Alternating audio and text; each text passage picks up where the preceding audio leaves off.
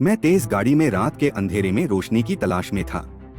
सड़कों पर शांति थी और मेरी गाड़ी का सिर्फ इकलौता स्वरकार होता था। आसमान में बादल छाए हुए थे जो चांदनी को छिपा रहे थे और मैं अपने आप को उन अंधेरे रास्तों में धकेल रहा था। मेरी जिंदगी का सबसे डरावना अनुभव उस रात का था। मैं अपने साथ एक दोस्त को लेकर घर से वापस लौट रहा था। रास्ते में हमने अचानक एक खाली सड़क पर आत्मविश्वास के साथ रुक गए। बाहरी तालाब के पास हमने आवाज सुनी जो किसी अजनबी चीज की ओर से आ रही थी। मैंने अपनी गाड़ी को रुकवा दिया और दोस्त से कहा, क्या तुमने वह आवाज सुनी?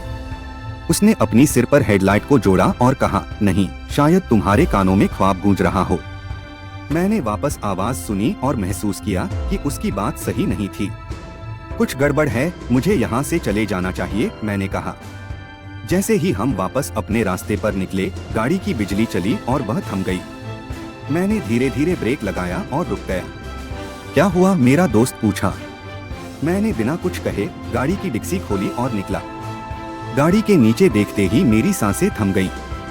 गाड़ी के निचले हिस्से में एक लड़की की लाश थी जिसकी आंखें खुली थीं और उसकी चेहरे पर डरावनी मुस्कान थी। मेरे दोस्त भी गाड़ी से बाहर निकला और हम दोनों घबरा गए। उसके बाद हमने पुलिस को फोन किया और उन्हें सब कुछ बता दिया। पुलिस आई और हमें पूछताछ के लिए ले गई। उन्होंने हमें अपनी दी गाड़ी में बिठा लिया और गाड़ी की डिक्सी को बंद किया। हम सबसे पहले उस स्थान पर जाकर देखने के लिए वापस गए, लेकिन वहां कोई नहीं था। पुलिस ने हमें बताया कि इस सड़क पर कभी कभी यही होता है, लोग गाड़ी से गिर जाते हैं और फिर चले जाते हैं। लेकिन मेरा मन नहीं मान रहा था। वह लड़की का चेहरा मेरे ख्वाबों में आ रहा था। गाड़ी में वापस बैठने के बाद मैंने बाहर की ओर देखा और एक अजीब चीज देखी। उस लड़की का चेहरा अब भी मेरे सपनों में था, लेकिन वह मुस्कान में नहीं था। उसका चेहरा अब भयंकर रूप लेने के लिए भीना हुआ था, जैसे वह किसी बुरे सपने का हिस्सा था। मैंने अपने दोस्त को कहा, तुम उसका चेहरा देखो, उसने मुझे एक अजीब सपना दिखाया। वह अपने सिर को हिलाया और कहा, तुम शायद परेशान हो रहे हो, हम अब अपने घर चलेंगे। मैंने गाड़ी को चलाने के लिए इजाजत दी और हम चल दिए। लेकिन वह चेहरा मेरे मन में अब भी घूम रहा था। अचानक गाड़ी का सिर पहाड़ी की ओर मुड़ गया और ब्रेक काम नहीं कर रहे थे। मैंने ब्रेक पेडल को दबाया, लेकिन कुछ नहीं हुआ। गाड़ी के साथ आवाज आई जैसे किसी चीज ने हमें पीछे से धक्का दिया हो। हमारी गाड़ी बार बार उछाला और तब अचानक बंद हो गई। मैंने गाड़ी की डैशबोर्ड को देखा और देखा कि फ्लैशलाइट की बैटरी कम हो गई है। हमारी गाड़ी का कुछ मसला है, मैंने कहा। दोस्त अधिक चिंतित दिख रहा था। क्या हम यहाँ खड़े हैं? मैंने सोचा कि हमें गाड़ी से बाहर जाना चाहिए और मुझे किसी बड़े निकटतम शहर की ओर चलना चाहिए। हम बाहर निकले और रास्ते के किनारे पर खड़े हो गए। रात की शांति के बीच हम एक अजीब ध्वनि सुनने लगे, जैसे कोई हमें बुलाने की कोशिश कर रहा हो। मैंने देखा कि दुर्गम सड़क पर एक ही वृक्ष है जिसकी छाया में हम खड़े थे। उस वृक्ष के पास एक मजबूत प्रकार का दिखने वाला पुराना मकान था। हम उस ओर चले गए और देखा कि मकान का दरवाजा खुला है। क्या हम अंदर चले? मेरे दोस्त ने पूछा। मैंने हाँ कहा, लेकिन मुझे बहुत अजीब लग रहा था। हम मकान में घुसे और उसके भीतर कुछ गैस लाइट थे जो हमें रास्ता दिखा रहे थे।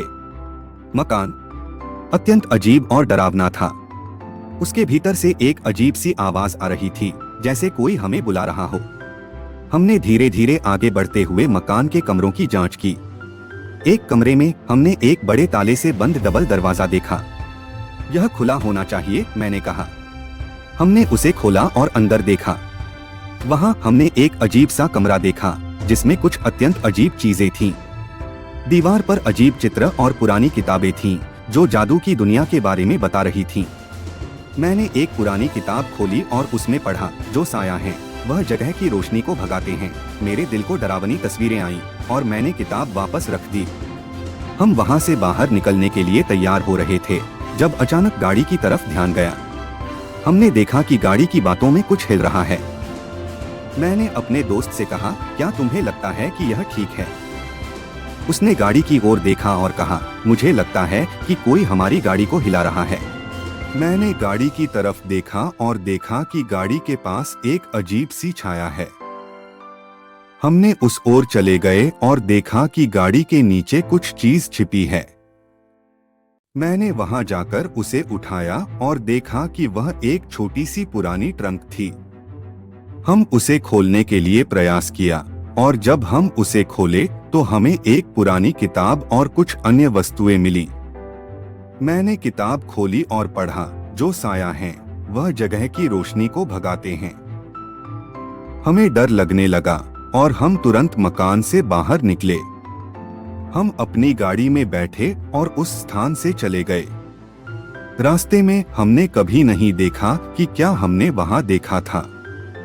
आखिरकार हम अपने घर पहुंच गए, लेकिन वह रात हमें कभी नहीं भूलेंगी।